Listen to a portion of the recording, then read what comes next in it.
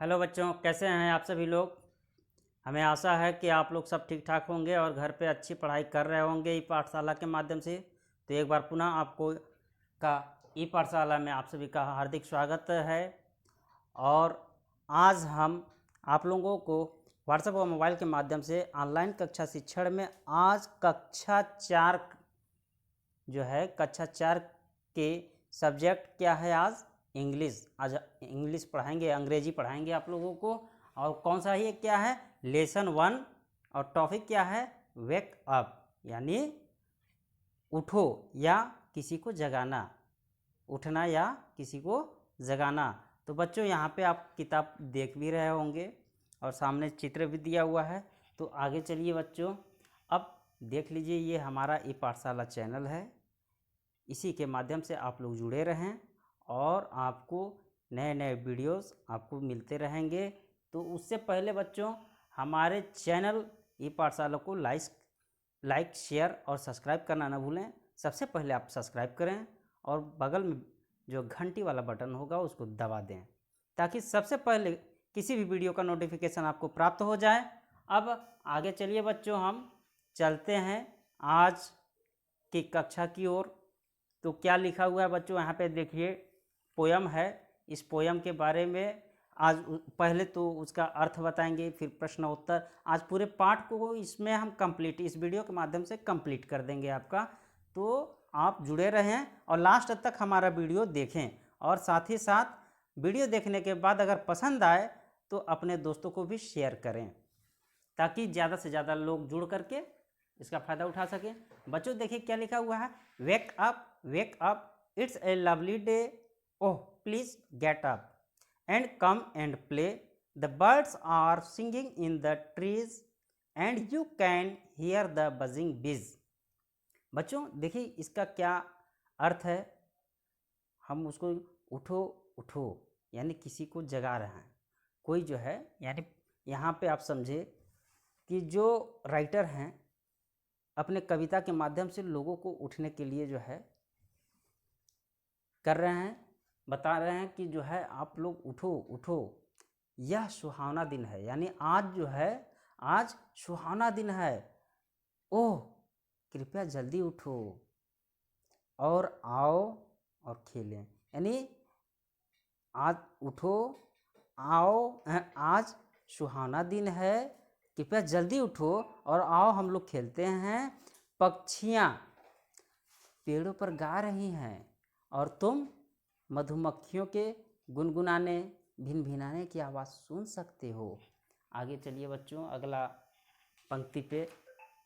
अब आगे देखिए दूसरे पैराग्राफ में क्या लिखा हुआ है, wake up, it's a lovely day, oh please get up and come and play. देखिए पहले वाला ही 4 लाइन है और उसके बाद देखिए क्या जुड़ा हुआ है, it's much so late to lie in bed, so hurry up you sleepy head। तो यहाँ पे अब देखिए फिर से वही 4 लाइन का है, लेकिन फिर भी आप समझिए, उठो उठो यह सुहाना दिन है, कृपया जल्दी उठो और आओ हम लोग मिल कर के खेलते हैं।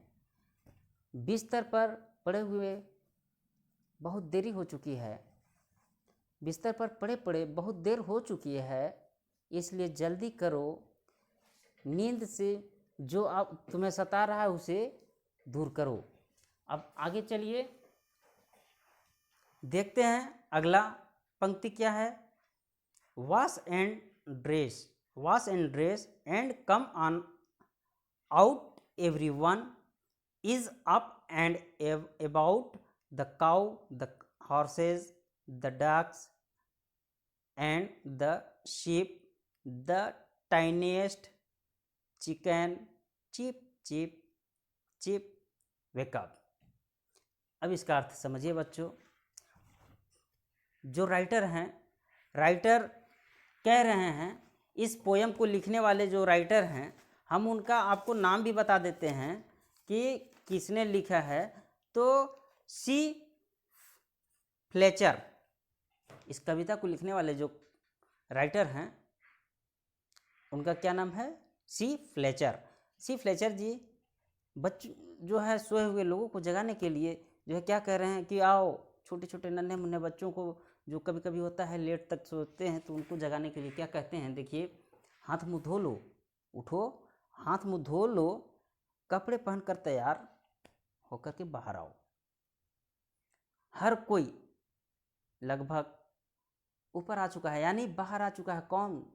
जैसे गाय, घोड़े, बत्तखें, भेड़, मुर्गियाँ, इन सारे छोटे छोटे चूजे जो है चू चू कर रहे हैं, जागो, अब तो जागो।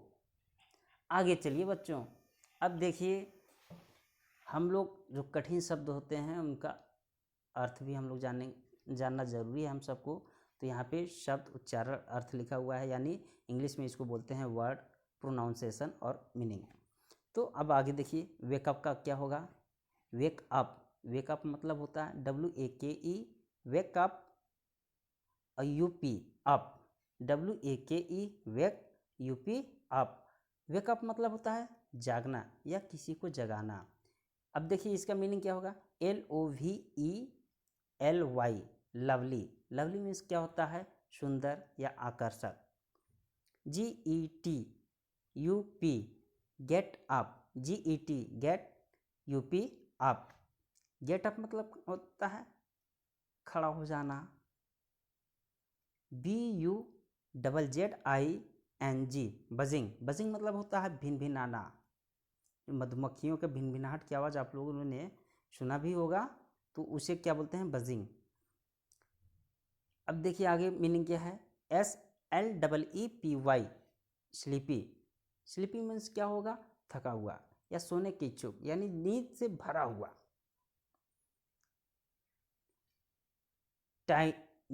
टाइनिएस्ट, टाइनिएस्ट का क्या होगा? TINIEST, टाइनिएस्ट का मतलब होता है सबसे छोटा। बच्चों आप लोग वीडियो देखते ही रहेंगे, अंत तक देखना नहीं भूलेंगे। हम आपको पूरा आज चैप्टर को जो है खत्म कर देंगे, इस चैप्टर को। तो देखिए अब क्या है? आंसर द फॉलोइंग क्वेश्चन, यानी पूछे गए प्रश्नों के उत्तर देना है। क्या देना है? Who are already awake, question क्या है? Who are already awake. तो ऑलरेडी अवेक कौन उठ चुका है? पहले से कौन उठ चुका है? तो देखिए, birds, bees, cows, horses, ducks, ships and chicken are already awakes. अब आगे क्वेश्चन क्या है?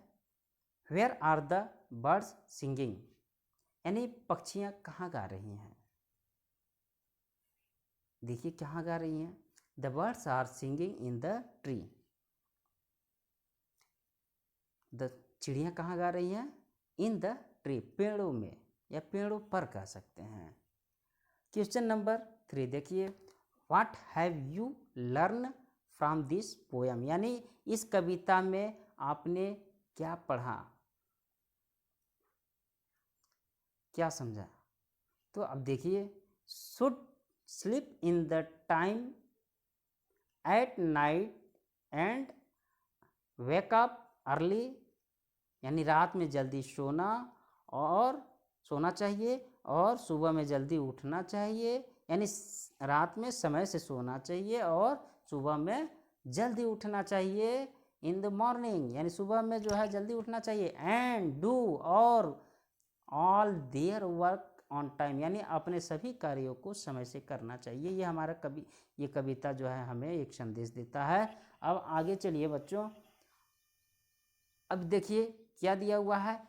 Which word have similar sound in poem, कविता में समान ध्वनि वाले शब्द कौन से हैं?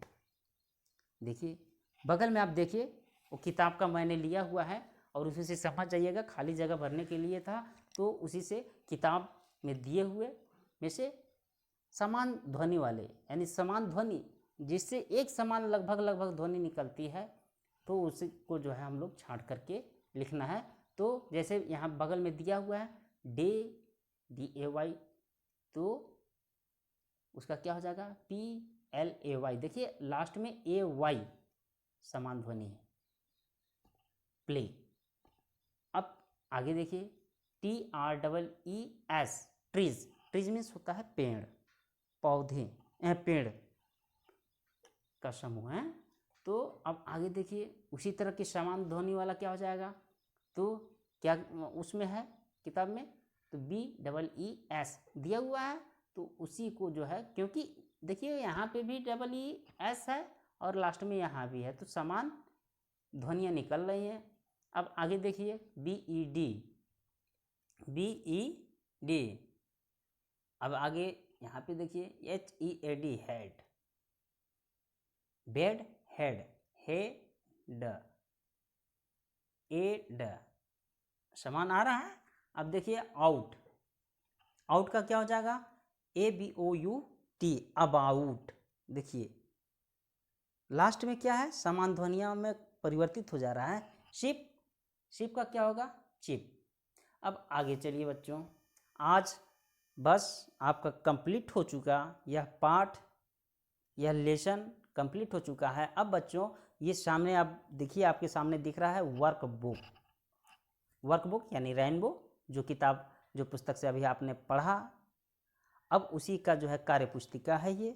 तो अब आप उसी पाठ से संबंधित है, तो इसमें देखिए रिक्त स्थान दिया हुआ है कि क्या दिया हुआ है, complete the stanza of the poem of the text book, यानी जो वाक्य दिया हुआ है, जो पैराग्राफ दिया हुआ है, किताब से देख करके आपको इसमें जो खाली जगह दिया हुआ है उसको भरना है। नीचे भी दिया हुआ है fill in the blanks with the suitable sound of animals, यानी जो है क्या भरना है, सुटेबल साउंड, जो सही आवाज़ है जानवरों का दिया हुआ है ऊपर में, आप उससे छांट करके और नीचे आपको इसको भर देंगे।